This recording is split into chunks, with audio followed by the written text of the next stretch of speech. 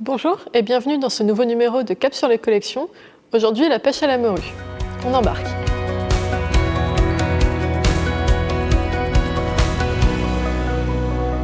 Connaissez-vous le lien entre l'importance de la chrétienté en Bretagne au XVe siècle et la fermeture d'une zone de pêche au Canada en 1992 ? On va laisser cette vitrine nous expliquer cette histoire.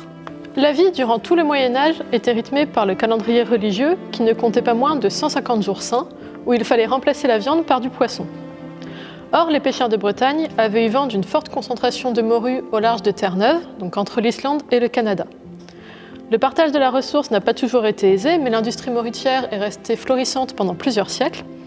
Et le bateau le plus emblématique de cette pêche, c'est donc celui-ci, le Doris. Donc, le Doris est une embarcation simple à fond plat qui a été très utilisée au XIXe siècle.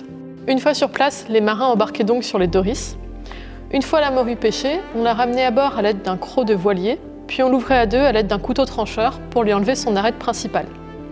Elle prenait alors sa forme triangulaire demeurée caractéristique, et un pressage au sel lui permettait de conserver cette forme après lavage, rinçage et séchage. Elle prenait aussi alors le nom de morue, puisque ce poisson, lorsqu'il n'est pas séché et salé, est en fait le cabillaud. Pour l'opération de suspendage, les marins avaient recours à un élangueur, une pièce métallique percée d'un trou circulaire.